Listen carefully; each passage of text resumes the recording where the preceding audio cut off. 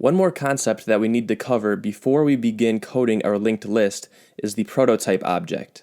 The prototype object is simply an object that multiple other objects can refer to get any information or functionality that they need. For our needs, each of our constructor functions will have a prototype that all their instances will be able to refer to.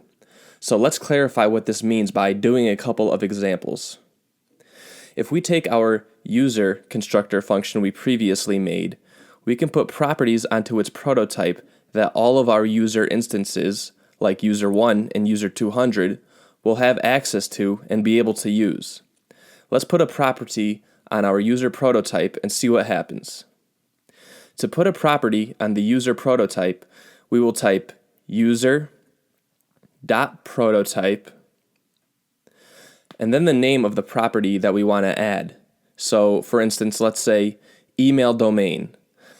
Let's say that Facebook wants everybody to have an @facebook.com email address.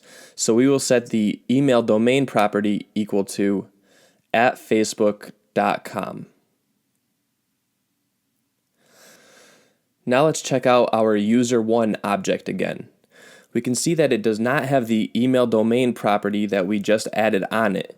But if we go deeper into the user1 object and look at its dunder proto, which is this object right here, we call it the dunder proto, we can see that the email domain property we just added is here, and it is set to @facebook.com.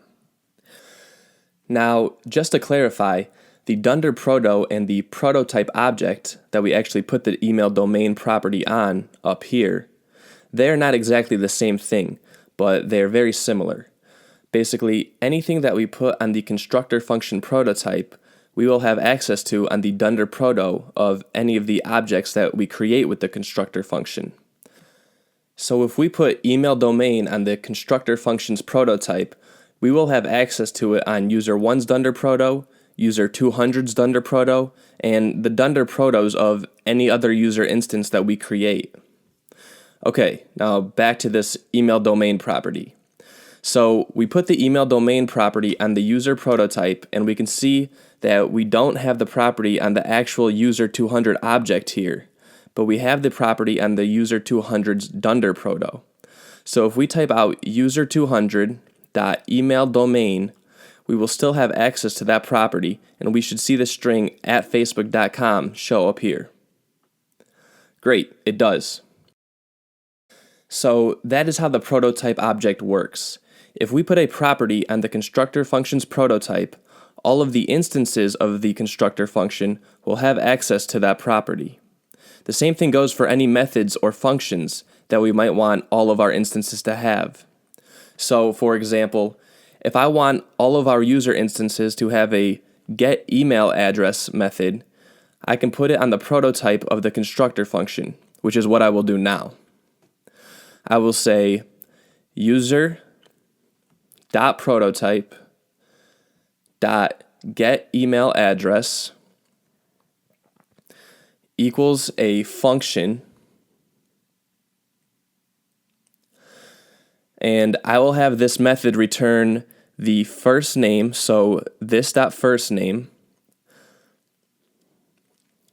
plus the last name, so this.lastname, plus the email domain, so this.emailDomain, which we just put on the prototype. Now, both user1 and user200 should have this method on their dunder proto. So let's check it out. We'll write user1, go to the dunder proto, and yep, good, right there's get email address. And now if we type in user200 and press enter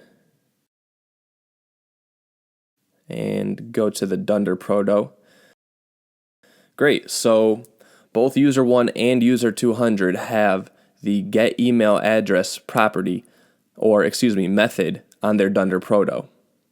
Okay. Now if I type user200 dot get email address and invoke it, great, it creates for me user200's Facebook email address, just as we expected it to.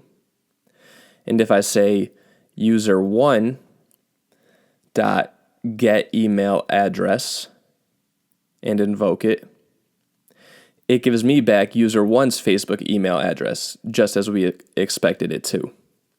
Okay, great. So that is how we use the prototype object with a constructor function.